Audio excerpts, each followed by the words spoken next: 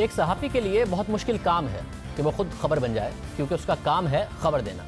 उसकी कोशिश होती है कि वो अवाम के मसाइल उजागर करे और उनसे वाबस्ता हक़ाइक़ सामने लाए, ना कि खुद खबर बन जाए। लेकिन पाकिस्तान में अब ये रिवायत ज़ोर पकड़ती जा रही है कि जब सहाफ़ी सवाल उठाते हैं, खबर देते हैं, हक़ाइक़ सामने रखते हैं, तो बजाय उनकी खबर और हक़ाइक़ का जवाब देने के उनकी किरदार कुशी शुरू कर दी जाती है। उन पर ज़ाती हमले शुरू कर दिए जाते हैं। जैसे ही हुकूमत की खामियां बताओ तो उसे झूठ कह दो, सहाफ़ी पर हमला कर दो, अरबों रुपए के नुकसानात की जिम्मेदारी किसी और पर डाल दो, और फिर खबर सही साबित भी हो जाए तो भी गलत बयानी करते रहो, झूठ बोलते रहो। पिछले 2 साल में हमने चीनी का मामला इस प्रोग्राम में उठाने पर बार बार इसी सूरत हाल का सामना किया। हमें लीगल नोटिस भेजे गए, मुहिम चलाई गई, सब झूठ कहा गया। फिर वज़ीर आज़म के शुगर कमीशन ने वही हक़ाइक़ सामने रखे, मगर क्या हुआ? 185 अरब रुपए अवाम की जेब से महंगी चीनी की मद में निकाल लिए गए। गंदम की दरामद देर से करने के हवाले से हम बार बार मामला उठाते रहे। हुकूमती वुज़रा कहते रहे कि सब झूठ है, दरामद नहीं हो सकती, कोरोना है। फिर वज़ीर आज़म ने मान लिया कि देर से दरामद की, मगर क्या हुआ? 225 अरब रुपए अवाम की जेब से निकाल लिए गए। अब यही सूरत हाल फिर से सामने आ रही है, क्योंकि हम हुकूमत की गलत फैसलों और फैसलों में ताख़ीर की वजह से 122 अरब रुपए का स्कैंडल सामने लाए हैं। हम मुसलसल वज़ीर आज़म और अवाम की तवज्जो इसकी तरफ दिला रहे हैं। हमने पहले प्रोग्राम में बताया कि कैसे ये पता होने के बावजूद और खुद वज़ीर आज़म, वफाकी वज़ीर उमर अयूब और नदीम बाबर की तरफ से अगस्त के महीने में इन बयानात के बावजूद कि सर्दियों में शदीद गैस की कमी होगी, मगर गर्मियों में सर्दियों के लिए गैस नहीं खरीदी गई, वही गलती दोहराई गई जो 2018 की सर्दियों में की गई थी, और 2018 से भी ज़्यादा नुकसान किया गया। हालांकि यही गलती 2019 में नहीं की गई थी, नुकसान से बचा गया था, मगर 2020 में दोहराई गई और ज़्यादा नुकसान किया गया। सवाल उठ रहा है कि अवाम को गलतियां छुपाने के लिए गुमराह किया जा रहा है। अब वाज़ेह है कि गलत बयानी गलती से नहीं हो रही है, बल्कि जानबूझकर मुख्तलिफ माफियाओं के तहफ़्फ़ुज़ के लिए झूठ बोला जा रहा है। इसकी मिसाल हम आपके सामने रखने जा रहे हैं। 122 अरब रुपए के नुकसान के हवाले से नदीम बाबर साहब ने हमारे प्रोग्राम का हवाला देकर गलत बयानी की, जिसकी तस्रीह हमने प्रोग्राम में कर दी, मगर उसके बाद, उस तस्रीह के बाद भी झूठों का एक सिलसिला शुरू हो गया। पहले देखिए कि क्या तस्रीह की गई। नदीम बाबर साहब ने एक और गलत बयानी की। हमने 122 अरब रुपए के जो मुल्क को नुकसान पहुंचाया गया है वो मामला उठाया।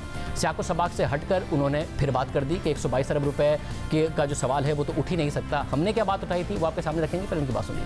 एक मीडिया हाउस ने कहा जी 122 अरब रुपया हमने फालतू इस वजह से ज़ाया कर दिया। जनवरी से नवंबर के आखिर तक हमने 13 स्पॉट कार्गोज खरीदे, दिसंबर में 6 बुक किए हुए हैं, उनको भी शामिल कर लें, 19 cargoes. On the average her cargo की कीमत होती है 22 से 25 मिलियन डॉलर्स। दोनों को ज़रब दे लें और उसके रुपए बना लें, ये कुछ 76 अरब रुपए बनेंगे। मैं ये 19 के 19 कार्गो फ्री ले आता तो 76 बिलियन बनने थे। ये पता नहीं कौन सा हिसाब है कि जी 122 बिलियन का नुकसान कर दिया इन स्पॉट कार्गोज में। और फिर गलत बयानी कर दी कि और कह दिया कि जो इस साल की एलएनजी है सिर्फ उसकी कीमत बताई गई है। हमने एक चीज़ बताई थी कि कैसे 122 अरब रुपए बनते हैं। देखिए, 2018 में एलएनजी टर्मिनल पूरी तरह इस्तेमाल ना करने पर 45 मिलियन डॉलर अदा किए। फिर 2019 और 2020 में भी टर्मिनल पूरा इस्तेमाल नहीं किया जा सका, पैसे ज़ाया किए गए, यानी तकरीबन 25 अरब रुपए का नुकसान किया गया। 30 अरब रुपए का नुकसान इस साल के 9 महीने में फर्नेस ऑयल से महंगी बिजली पैदा करके किया गया। 20 अरब रुपए का नुकसान फर्नेस ऑयल से बिजली पैदा करने की वजह से इन सर्दियों में होगा। 10 अरब रुपए का नुकसान 2018 की सर्दियों में कर दिया गया। 35 अरब रुपए का नुकसान गर्मियों में सस्ती एलएनजी मिलने के बावजूद और ये पता होने के बावजूद कि दिसंबर में पाकिस्तान को एलएनजी चाहिए होगी, फिर भी ऑर्डर करने में देर की गई, क्योंकि पाकिस्तान अब एलएनजी महंगी खरीद रहा है। इस वजह से 1.5 अरब रुपए का नुकसान अगस्त और सितंबर में देर से एलएनजी खरीदने की वजह से कर दिया गया, हालांकि डिमांड का अच्छी तरह पता था। यानी मुल्क का 122 अरब रुपए का नुकसान सिर्फ गलत फैसलों की वजह से और फैसलों में ताख़ीर की वजह से किया गया। और ये सब नुकसान इसके अलावा है जो इस दौरान गलत फैसलों की वजह से कभी बिजली ना होने और कभी गैस ना होने की वजह से मुल्क के अवाम को और इंडस्ट्री को हुआ। उम्मीद है वज़ीर आज़म नदीम बाबर साहब से इस बात का जवाब लेंगे। उनका मौक़िफ़ लेने के साथ साथ इस मामले की आज़ादाना तहकीकात भी कराएंगे और देखेंगे कि मुल्क का तो 122 अरब रुपए का नुकसान हुआ, मगर फ़ायदा किसे पहुँचाया गया।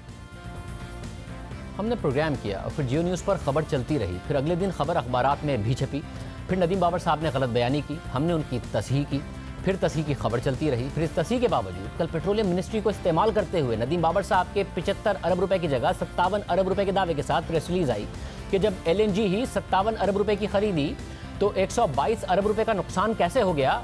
यह गैर मंतकी और भोंडी सनसनीखेजी फैलाने की बातें हैं। फिर नदीम बाबर साहब ने कल दोबारा ARY के प्रोग्राम में जाकर यही झूठ दोबारा बोला। आजकल बाजार में ये चल रहा है कि जी 122 बिलियन का नुकसान कर दिया।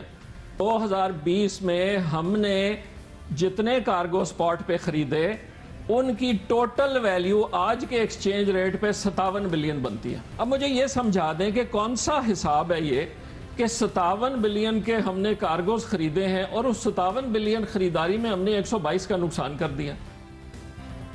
मगर बात यहाँ नहीं रुकी। पेट्रोलियम मिनिस्ट्री की प्रेस रिलीज और नदीम बाबर साहब के झूठ दोबारा बोलने पर नहीं रुकी, बल्कि एक बाकायदा कैंपेन शुरू की गई और शहबाज गिल साहब ने यही बात हमारे खिलाफ ट्वीट की कि कमाल की सहाफत है, झूठ और गलत बयानी की हद है कि 57 अरब रुपए की LNG की खरीदारी पर 122 अरब रुपए का नुकसान हो गया।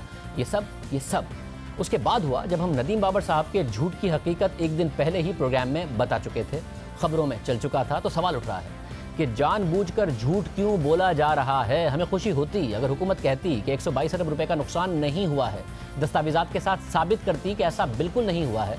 मगर एक झूठ को और हकाइक को तोड़ मरोड़ कर क्यों पेश किया जा रहा है और उस झूठ का दिफा क्यों किया जा रहा है? ये कौन सा माफिया है जिसने इसके बावजूद भी कि वजारत पेट्रोलियम से हम तस्दीक कर चुके थे, वजारत पेट्रोलियम से ये झूठ कहलवा दिया और फिर शहबाज गिल साहब से भी ये झूठ कहलवा दिया। वज़ीर आज़म तहकीकात कराएं, क्योंकि शहबाज गिल साहब उनकी मामले खुसूसी हैं, ना कि वजारत पेट्रोलियम के। पहले भी उनसे हमारे LNG के बारे में प्रोग्राम के बाद एक वीडियो बनवा कर रिलीज़ करा दी गई, जिसमें उन्हें LNG सेक्टर की बुनियादी बातें भी नहीं पता थी और वो 13% के तवील मुद्दती मुआहदे को $13 का बताकर स्कैंडल बताते रहे। फिर उससे पहले हमने गंदम की कीमत में इजाफे पर माफियाओं के खिलाफ आवाज़ उठाई कि किसने वज़ीर आज़म के अप्रैल में अहकामात के बावजूद गंदम दरामद नहीं होने दी और आवाम को 225 अरब रुपये का नुकसान पहुँचाया। तो उस वक्त भी शहबाज गिल से किसी ने ट्वीट करा दिया कि कुछ लोग ये तासुर दे रहे हैं कि गंदम लेट दरामद की गई। अप्रैल, मई, जून, जुलाई, अगस्त में दुनिया भर में कोरोना की शदीद लहर थी, तमाम दुनिया में तिजारत कम तरीन सतह पर थी। ऐसे हालात में सब ममालिक फूड सिक्योरिटी थ्रेट का शिकार थे। गंदम इस दौरान दरामद करना प्रैक्टिकली बहुत मुश्किल था। ये बात शहबाज गिल साहब ने कर दी। हालांकि हम बार बार दिखा रहे थे कि कैसे मिस्र और उर्दन ने कोरोना के दौरान रिकॉर्ड गंदम दरामद करके अपनी आवाम का नुकसान बचाया। फिर वज़ीर आज़म ने खुद मान लिया कि गंदम देर से दरामद करने की वजह से नुकसान हुआ, कीमतें ऊपर गई। मगर शहबाज गिल साहब का कसूर नहीं है, क्योंकि उन्हें इन बातों का पता नहीं है। मगर वज़ीर आज़म ये तहकीकात ज़रूर कराएं कि हम जब भी माफियाओं के खिलाफ आवाज़ उठाते हैं, हक़ाइक़ सामने लाते हैं जो बाद में दुरुस्त साबित हो जाते हैं, तो तर्जुमान शहबाज गिल साहब इन माफियाओं के दिफा में क्यों आ जाते हैं और बाद में वज़ीर आज़म खुद वो बात मान जाते हैं जो हम प्रोग्राम में उठाते हैं।